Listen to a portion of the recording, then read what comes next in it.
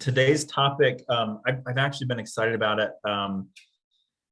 This can be a really difficult topic for people, whether you are on the enmeshed side or whether you're on the parental side.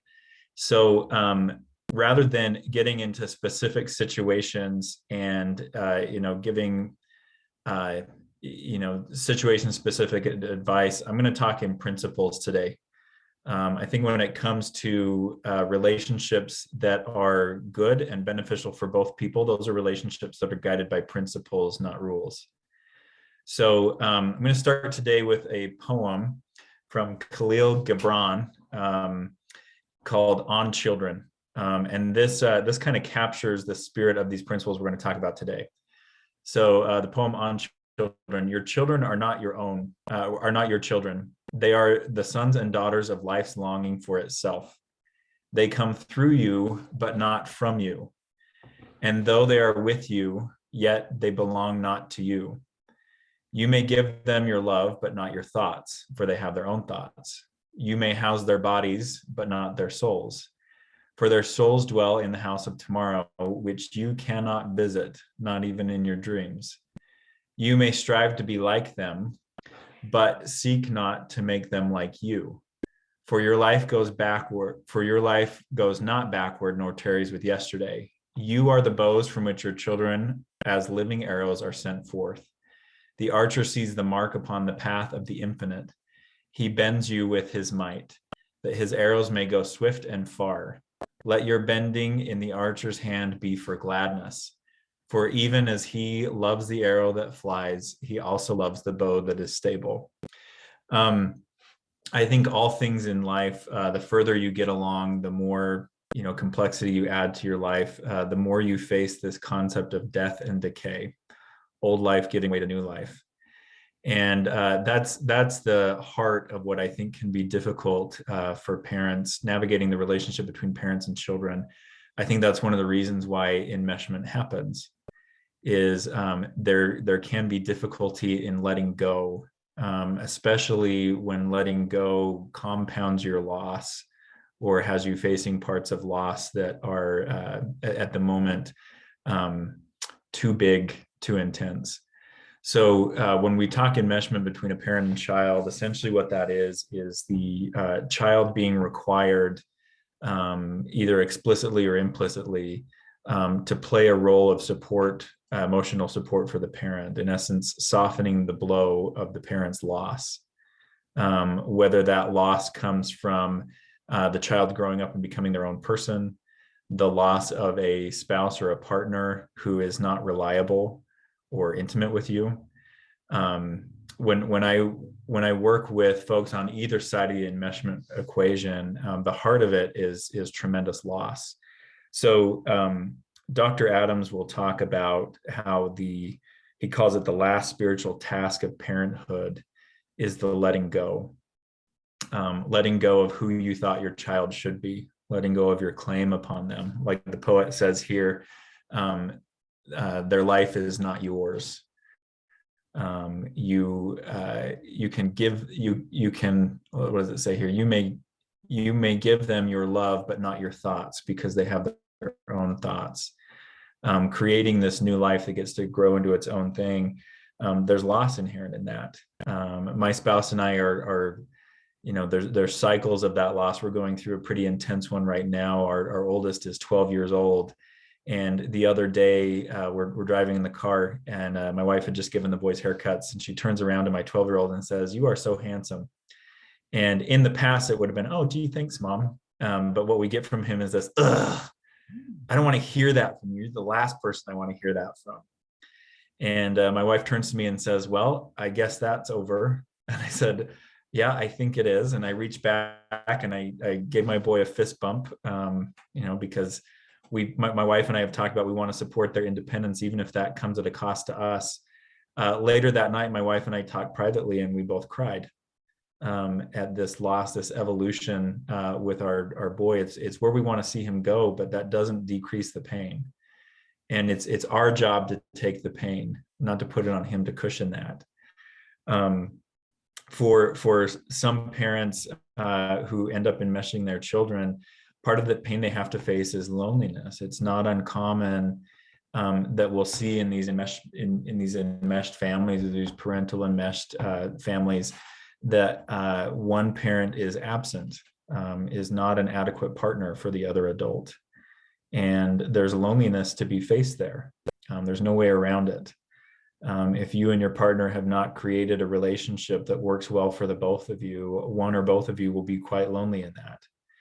And recognizing that that loneliness is nobody's responsibility but your own and your partner's. And if you two can't figure it out, nobody else owes it to you. It's the same with, as you're teaching your children good work ethic, as you're teaching them financial responsibility. At the heart of that is this underpinning self-sufficiency. One day you'll be grown up and you have to take care of yourself. Nobody will owe it to you. That's a growing up process as parents we have to go through too, is continue reminding ourselves that at the end of the day, the life that we are in is our life, whether we feel like we agreed to it or not. And we're the ones who face that. We're the ones who live with the consequences. Nobody owes it to us, not even our children, to soften that blow. So one of the first principles in staying out of enmeshing children or putting that pressure on them is to be willing to face your own pain, be willing to face your own loneliness with the appropriate support. When I say appropriate support, I'm talking other parents, other adults, your therapist, maybe family members of yours. In my family, there's 3 kids on my side of the family that were born kind of at the same time. And so we talk about 12-year-old problems with a sister of mine and a brother of mine and their spouses. Again, we can laugh, we can cry, we can commiserate together. And that's appropriate because that doesn't put a burden on the kids. We deal with the loss in appropriate support, because for the child, this doesn't represent a loss totally. This is actually liberation. This is actually starting to run under their own power, which if any of you have raised 2-year-olds, you know how exhilarating that is for a child to say, no, I do it. That's a really important developmental track to preserve for our children, is that sense of self-efficacy, that sense of choosing their own path, even if sometimes they're headed for disaster. They will learn much faster from the consequences of their choices than they will from any kind of principle or framework you can instill in them. The second principle, or I guess the third principle, the first one being the last spiritual task, is to let go. And then becoming willing, able to face your loneliness and your pain. The third principle would be, and this came out of family systems research. These are some researchers, I forget their names, back in the 80s. They found this really strong pattern that families that allow for distance are families where closeness is bred. And that can sound counterintuitive. Some of us, through our upbringing, through our own pains and insecurities, we may get the idea that distance is not a fluctuating thing. Once there's distance, there is no coming back. You may have had a parent of your own leave and not come back. You may have experienced a family where, disowning family members or extreme disapproval meant alienation.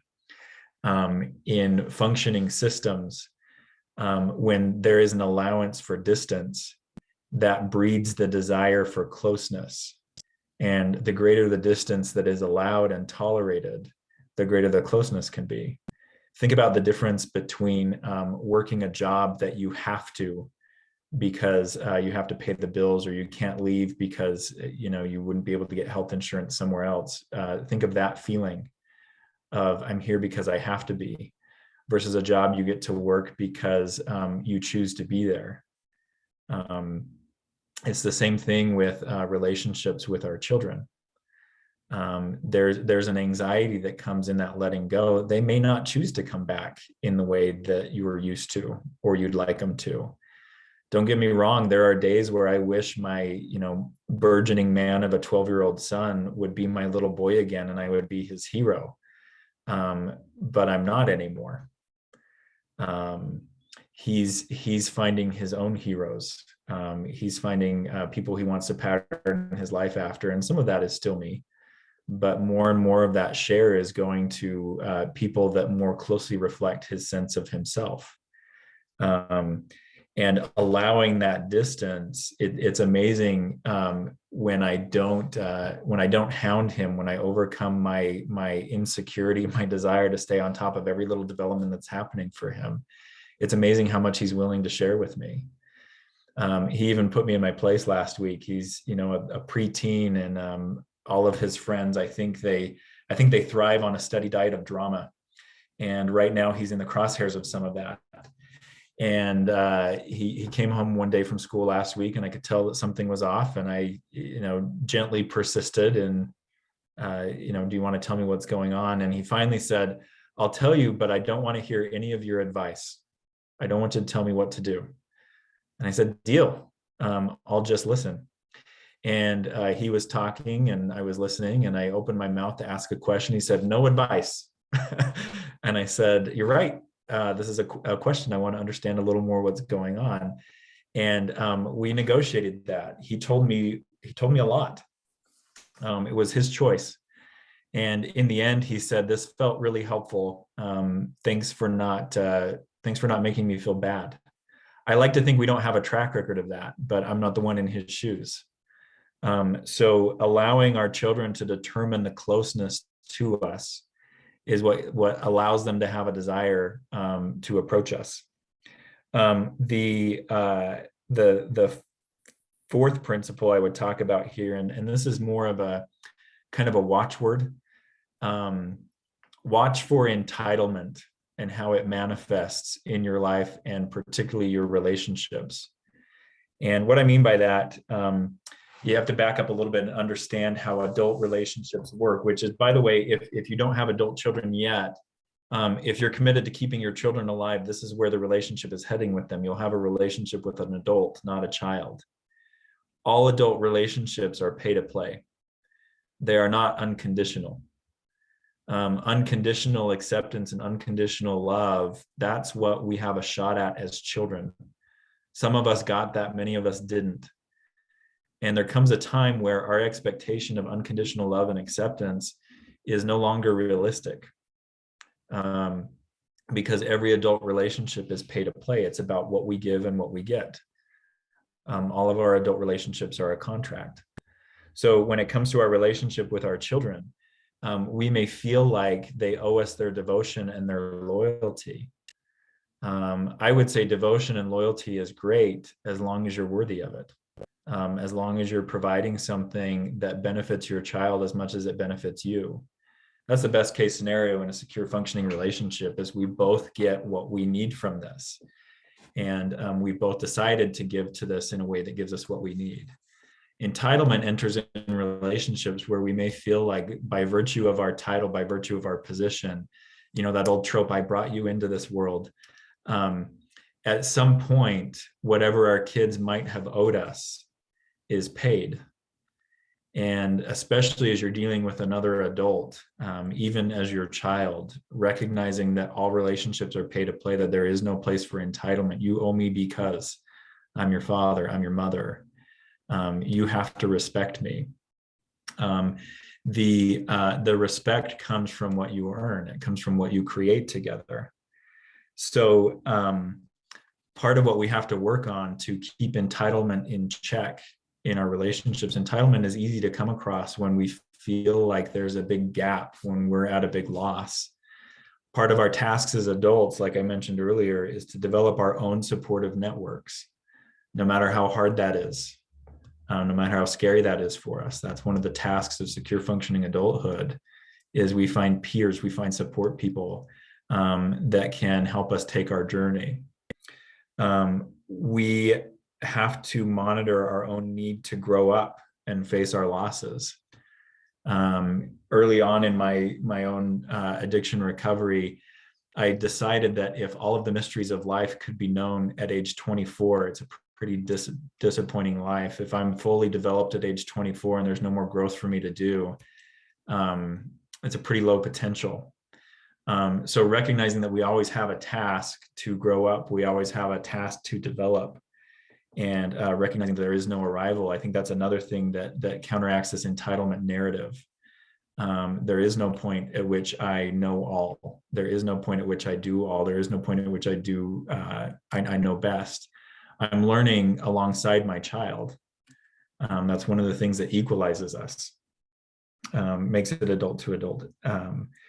Another thing that can breed entitlement is when we have jealousy toward our children. And this can be a touchy subject, but I'm here to say from day one, I was jealous of my children. And we can look at that as something that amplifies our own loss, or we can look at it as part of our success in parenting. If you're able to provide a life for your children that was better than the one that you have had, isn't that part of what we're going for? That whole standing on the shoulders of giants idea. I know what I would like to pass on to my kids is better opportunities, better shots, better health than I had. Now, there's loss inherent in that. When I look at my children's ability to,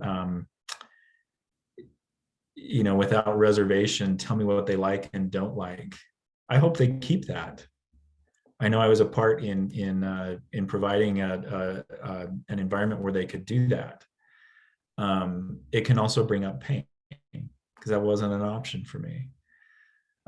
When I look at the types of friendships my kids have, again, they weren't an option for me. That's not how I was raised. That's not how I could function, but they can. And jealousy is normal to come up in there.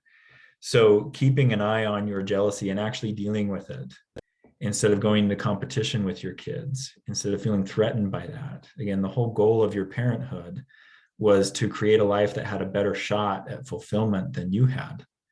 That's one of the things I love about parent-child relationships and functional families is if we put our heads in the game, if we really get intentional about it, we can really help each other go further faster than the previous generation did. So that can really come into play when your child starts falling in love with partners of their choosing, and you see a closeness there that maybe you didn't experience with your spouse, or maybe you didn't experience with your parent. For parents who I've seen, who have a tendency to enmesh their children, that can be a really hard thing that they deal with. You're happier than I ever was.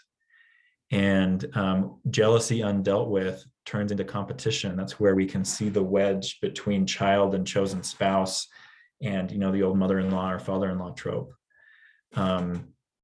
So those are some of the suggestions I would have for keeping the entitlement in check. So again, the 4 principles that I'm looking at here that guide the either repairing or preventing enmeshment with your children is: number 1, accept your last spiritual task as taking the loss, mourning the loss, not putting it on your child to cushion you, not putting on your child to stay small, stay your baby forever. The second one, face your loneliness and your pain. That's a natural part of life. In physics, they call it entropy. Every system moves toward death, and not all parts of death are pretty. As we get older, we accumulate more losses, we accumulate more loneliness. That's not a design flaw. It's part of the natural course. So keeping an eye on your own growth, your own development, and allowing yourself to experience those losses rather than avoid them. The third principle, distance breeds closeness. Trust that as you work on creating a version of yourself that is attractive and is beneficial to your child, that they will seek you out. They'll find the right place in their life for you.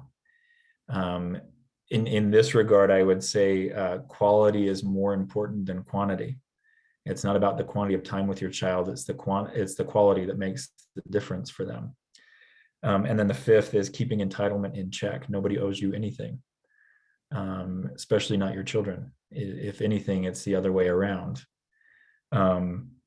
So watching your support network, watching your own need to grow up and face your losses, and dealing with jealousy, which again, I would say Jealousy is as natural for parents toward their children as it is for children to fall in love with their parents. It's part of the relationship. So that, I think that's as far as we'll go today. The other side of impact on your kids if you're enmeshed, maybe we'll do that next time I host. But that's where we'll take it today. So we can open up for questions now. And I don't know if Alex is connected. I have a couple of questions here that I'll go with. Please send your messages to Alex or myself. So the first question here, my oldest daughter was enmeshed and molested by her father. She was diagnosed MNPD, and I'm not sure what the MN is, and so was his mother. I was vilified. I was the vilified parent. I worked all the time to take care of us. He died in 2009, and my daughter hates me. Can you speak about vilifying the other parent in enmeshment, please? Yeah. So this aspect of your children seeing you through a lens, I think part of this comes with the territory of being in a relationship with another person. Keep in mind that nobody in this world deals in reality, because reality doesn't objectively exist. And what I mean by that is all we have is our perception, all we have is our lens. And keep in mind that your children see you and your spouse not as individuals. That comes later in life. They see you as a system. So if one part of the system fails, the entire system has failed. Both of you have failed. So this vilifying the parent, it may not come from a place of, objective study. It may come more from the sense of, I really hurt, and the two people who were supposed to protect me, something got through. They're both responsible for it. It's also common, this was a trick of the trade I learned early on, that usually an individual, the parent that they protect more or they show less anger toward in the beginning is the parent that they actually have more feelings around. So this idea of being the vilified parent, that can come from a defense mechanism in your children, again, not facing the big loss. So it happens. And my advice to parents in that position is, if you play the politics game, you're going to further alienate your child. If you try to win them over overtly, you're going to alienate them. Eventually, my belief is children and families have the ability to feel what the relationship is actually about. So if you keep your course on being a safe person, being a place where your kids can let their guard down, being a place where that feeling of home is felt, they will have an opportunity to feel that. And most people that I work with, they go with what feels best long-term over time, not with what's an easy win. So again, in these situations, if you're the vilified parent, be careful with the politics game, because you can end up shooting yourself in the foot. Stay the course of being a safe home-based type of a feeling, and let that speak for itself. If your children are interested in choosing that, in essence, if they're interested in returning to the nest to see how safe that is, you'll offer them a good option. If they're not interested, you'll work on understanding why that was too overwhelming for them to return and take a second look. Again, that's back to that principle of taking the loss. Alex, do you see the other questions? I finally I was having some major technological issues over here. So one of the questions that I do see in here is, how do you define the line of being open and honest with your child and not oversharing your emotions? This person has a 4.5-year-old, and she feels like she's been emotional, crying and things like that in front of them. How much do you hide that, and how much are you real with them in that regard to not enmesh?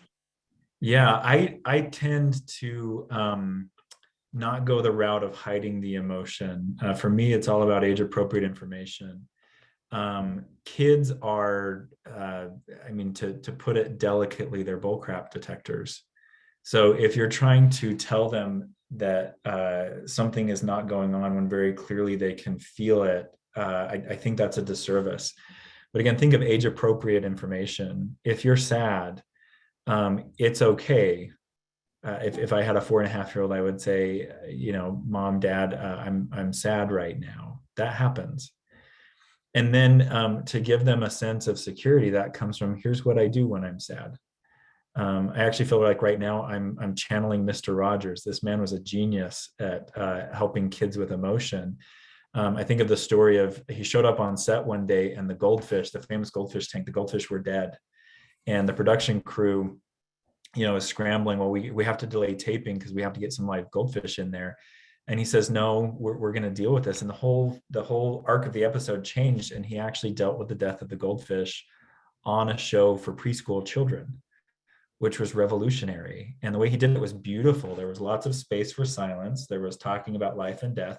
And it wasn't a big philosophical exploration. It was pointed straight to like 3 and 4-year-olds.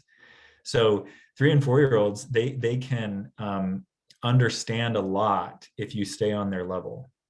Getting in the details of why I'm hurt, your father or your mother is a jerk to me and they've made me sad. Don't go there with your 4.5-year-old, but I'm sad and here's what I'm going to do about it. People get sad. That's very normal. That's again, think about what your child can actually digest. You don't owe them the entire story, but you do owe them the entire context, if that makes sense. Yes. And then another question that I have is there a difference between the dynamic of familial enmeshment versus mother enmeshment? And how do you prevent that as a partner? Yeah. There is a bit of a difference. I think operationally, you still end up, if you've been familial enmeshed versus mother enmeshed, you still end up with the ambivalence, you still end up with the anger, all of the traditional stuff. I think with mother enmeshment, there can be more of a feeling of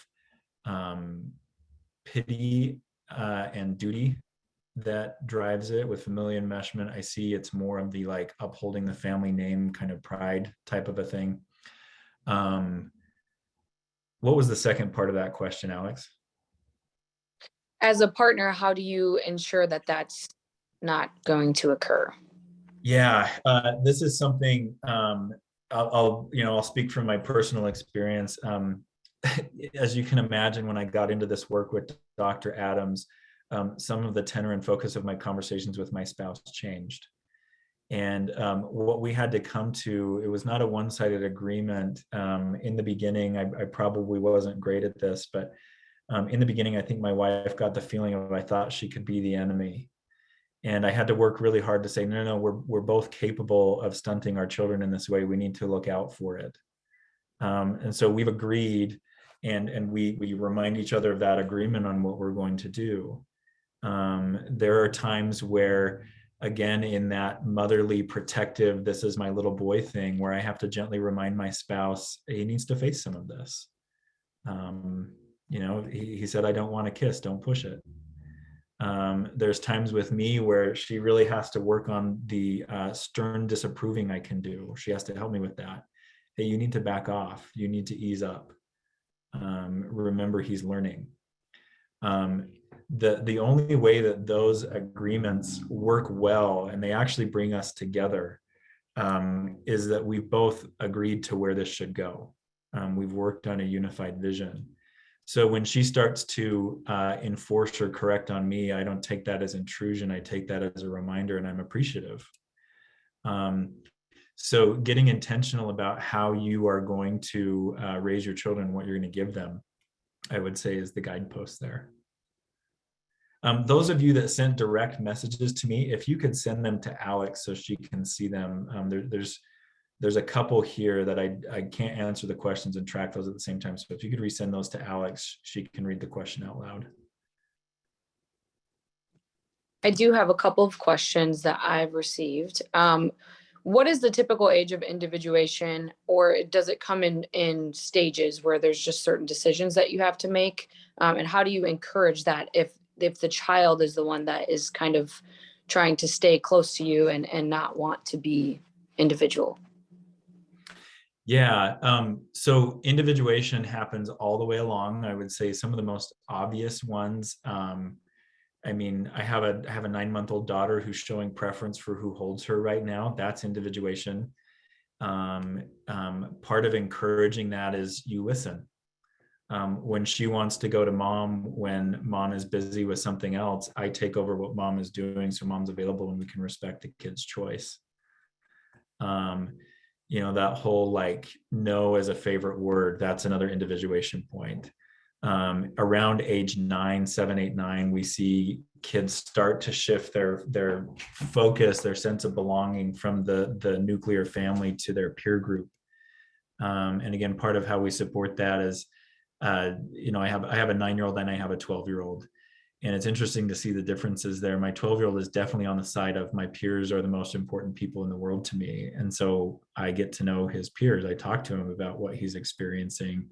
I learn names. I learn likes. I get interested in his world and give him space to live that. If you have a kid who's a little more on the clinging side, I think it's important to look at that through an operational lens. It doesn't mean all is lost. Think of the reasons why we cling to things that are familiar. We could be anxious, we could be overwhelmed, we could be sad. So again, working with the kid on the feelings. It's hard to leave mom and dad, isn't it? Focus on developing some of those skills to build quality friendships. Even letting them know, my wife tells a story of when she was a little girl, she would tell her mom, I don't think I'll ever love anyone as much as you. And her mom said, I hope one day you meet someone that you can love more than me and you'll want to move out. Now, the night before our wedding, she was crying to her mom with the same concern. I just don't know. I love him a lot, but it's going to be hard for me to leave home. And her mom, whether she felt it at the time or not, I like to think she felt it. She said, I've trusted your decision making all along. I think you've made a good choice, and you're going to figure out how to get comfortable here. So again, it's this. I think the cold hard severing, whether you're an enmeshed child or a parent who there might be too much closeness, the whole severing idea I don't think works. But the gentle pushes to flight, and there's a lot of ways you can do it. You can do it directly. You've made a good choice. Follow through. You'll learn what you need to learn. You can do it indirectly. I've heard it said before that if you want to give your kids a clear signal that it's time for them to move on and develop, throw yourself into your love affair with your spouse. Throw yourself into the life you're building for yourself. Show them you're welcome to come along, but we're doing this on my terms. I tell my kids this all the time when they're like, I want to stay up and hang out with you. I love hearing that, but I'll also tell them this is the time where mom and I connect. So if you want to watch us talk lovey-dovey and kiss a lot, like, I guess you're welcome to stick around for that, but that's what we're going to be doing. And they start to develop that sense of like, no, I don't want to be a part of that. And they occupy themselves with something else. So while we are made to, like the poet said, be the bow that launches our children in a path, our entire existence is not about bending to their needs. It's also about demonstrating what it's like to have a life that you're in love with. And telling your kids, you don't have to get it. You don't have to like it like I do. This is my thing. And you get to have your own thing. Again, it's a process. It's a learning process, not just like all developmental stages. Kids will come to it at different times in different ways for a lot of different reasons. Stay focused on the goal. I want this kid to be independent and confident. I want this kid to be able to fly under their own power. And if you focus on the goal, you'll find a way to get there.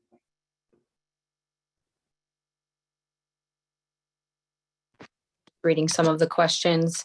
Another question that I have is, let's see, is there a different type of dynamic that causes, with enmeshment, that causes intimacy anorexia versus addiction or sex addiction or compulsion? This is a little off of our parenting style, but I do think it's important just to consider in all aspects of that. Yeah, I would be hesitant to pin it down to one factor because there's like thousands of factors that go into producing how things show up. I do think there is a strong correlation between what Dr. Adams would call either covert or overt incest. If there is a sexual overtone, that's something that I'll see produce a lot of like sex avoidance, intimacy avoidance. It's that like I think there's a biological understanding for children that parents do not belong in their personal sexual arena. And when that trespass happens, one of the ways of dealing with the pain is to keep everybody out. Um, the sex addiction, I mean, I see with a lot of like the not just the parentified child, but like the mom's little boyfriend or dad's little boyfriend or girlfriend dynamic. Again, it's that I may not be averse to sex, but I want something that's my own. So I create the secret life in order to do that. With anything psychological, there is no one-to-one correlation. If this happens, this will manifest out here. Keep in mind that human beings we're very creative adapters. We're very creative at evolving to meet our needs. So whether it's intimacy avoidance or sex addiction, it doesn't come from just one place. It's an adaptation. It's a solution to a problem. Those are the if there is any correlation, those are the stronger correlations that I see. And do you feel that most people who are enmeshed with their parents do experience enmeshing their own child, or is this something that can vary between people and between cases? I think it varies. Sometimes the template is carried over without any adaptation, and that guilt and obligation. It's almost like this is what I think being a parent is. There's other times I have a really good friend who one of her big insights a few years ago is that her parenting philosophy was just do the opposite of my mom, and then I'll be good. And she found out that she just created a very similar set of problems just on the other extreme. So her solution to the enmeshing was to be distant with her kids, and it was too distant. So this is where we work with the men in our workshops to hear their inner voice and really be able to react and interface with the world on what they think is a good idea, what they want to follow through with. If you were enmeshed with your parent and you're afraid of that dynamic, your intuition is going to be, I wouldn't say it's going to be off, but you'll question it more than you should. Again, most people in situations, if they can get really present with a person, a child, a spouse, if they can actually get present with that person, their intuition of what to do is not bad. And that's the trick. If there's been enmeshment, you may doubt your instinct. You may be too in your head. So the goal is not to discover the right set of rules. The goal is to get really present, to read the cues. How much distance does my kid want right now? How much distance do I want right now? Can I step into the space where I claim that or I respect that? And, again, trust that breathing capacity of relationships. We expand and we contract. There's a cycle to this. There are some guideposts and principles, but I don't think there's a hard set of rules that says this is what to do or not to do, because every situation is so different. And do you have any insight on the dynamic of enmeshed parents with their grandchildren? So the mother enmeshed son with the grandma and their child. Do you have any experience with that? And do you have any advice on keeping those boundaries set with your child and the enmeshed parent?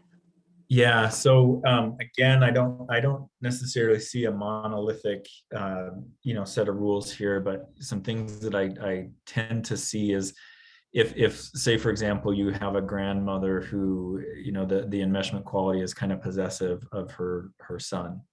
By extension, she may feel possessive of the grandkids. That insecurity in the role of mother can translate into the insecurity in the role of grandmother is, I need my grandchildren around me at all times, and I need to take a really active role in their life. So where I would say is some protective factors is remember who the parent is. It's not your parent. It's not the grandmother. That's a different role. Follow your kids' cues. This again this is something from very early on with my children. My wife and I worked on the culture in her family is you always hug and kiss goodbye. And for a lot of reasons, neither her or I really liked that idea. That didn't mean that the rest of the family wanted to play by those rules. So when grandma would say, "Oh, you have to kiss me goodbye," I would say, or my wife would say, "Only if he wants to." And if he didn't want to, there were times where we had to say, "Don't push it." We had to set up the boundaries. We had to set up the container. If you're dealing with enmeshment of your parent, you may be afraid to do that. Remember what's at cost, what's at stake here. Your children, another Joseph Campbell put it this way, that when we have children, our own need and our own lives are in decline, and our job is to protect that new life, maybe at the cost of our own. So putting that in perspective, that it's overwhelming for a child to stand up to an adult if something feels off. You have to take that role. Most of the time I'll see when boundaries are clear and firm and consistent, people play ball. I've noticed my mother-in-law now, instead of demanding the hug or the kiss, she'll say, "Do you want to give grandma a kiss?" And of course, like, little kids are stinkers, and if you give them a choice, most of the time they'll say no. I've also noticed that one of my boys especially, the more ability he has to say no, the more cuddly and affectionate he is when he does come to you. So work on maintaining those boundaries. Don't let your parent be the one who determines how your children will be raised. That's your job. That's a collaboration between you and your kids as they get older. And do you have any specific advice for somebody who is going through enmeshment recovery, as far as how to change that dynamic with their child if they have already been doing that and already had that enmeshing dynamic with their children? Yeah. For me, I think the biggest saving grace in my relationship with my children is my commitment to apologizing when I'm wrong and letting them know, not having that just be I know I was wrong and I'll fix it, but letting them know I know that I was wrong. So I think in the very beginning, starting with, "Hey, I recognize this is out of line." And again, age appropriate. So for example, the example of the person, I'm sad and I'm crying often, and my 4-year-old sees that. If you have leaned on your 4-year-old before going to them and saying, I've told you in the past way too much about what's making me sad, and that's not right. Your job is to play and be happy. My job is to deal with the hard things. I'm not going to do that anymore. And set the accountability there. Make sure your child knows that you're serious about protecting. Again, I think about me and my spouse as we're learning now that what we used to do is now intrusive to our 12-year-old because he's changed. There's the flat out apology. Yep, you're right. I know you told me you don't like that. I won't do that anymore. I was wrong. That's the spirit of starting to change that. Because again, as your kids get older, it's less of a dictatorship and more of a collaboration between the two of you. That's actually how you prepare them for adult relationships. All adult relationships, healthy adult relationships, are collaborative, and you start to model that as they grow up. So working with your own therapist, your own support person, on identifying what is problematic and why that's happening for you. That's another important step in undoing what you may have already started. And then holding that firm. One of the things we have to work on with the men in our workshops is not just the need for their parent to let go, but the need for them to let go of the special status that they've had. So, that idea with a kid, we've always been proud of your good grades. Well, when they show up with a less than average support or report card, letting them know your grades are not the biggest deal in the world to us. We don't expect that. Sometimes the trauma with kids, I just had this with, again, my 12-year-old. He came home with some struggle in some areas, and he came home in tears. "You're going to be so mad at me." Now, I honestly cannot remember any time I've hounded him about grades and told me he has to get good grades. But he put that idea together and I had to deal with that. I said, no, man, I really don't care in the end what grades you're getting. I care if the grades you're getting are a result of a struggle that you're having, something that we could help with, something that could be done about that. But at the end of the day, I don't care what the letter grade is. So allowing the kid to let go of that special status, let go of that golden boy or golden girl role, and letting them know that you're okay with that. You can be less than perfect in my eyes. I can deal. I'm not in it for your perfection. I'm in it for you. Do you have any specific resources or books that could help somebody that is struggling with this as far as enmeshing with their own children? Or is there any parenting books that could be a good resource for somebody that wants some more insight on this?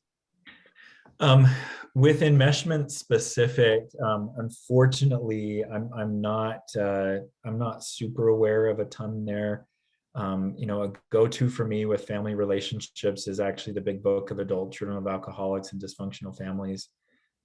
It has a section, it addresses not just from the child side in a dysfunctional family, but if you're the parent in a dysfunctional family, that can help. I think learning about child development and the natural things that people go through. There's a series of book I read as a father by the author is Armin Brott, Brott, and he talks about the developmental stages and what ought to be happening for a kid at each stage and how you can support that as a but in general, understanding childhood development, understanding your own experience in a dysfunctional family, that can help a lot.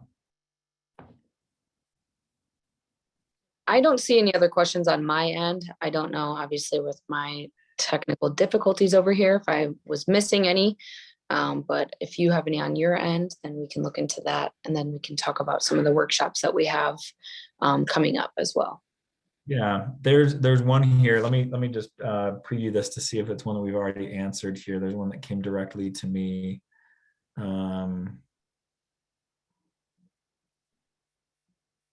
Let's see here. It's a longer one.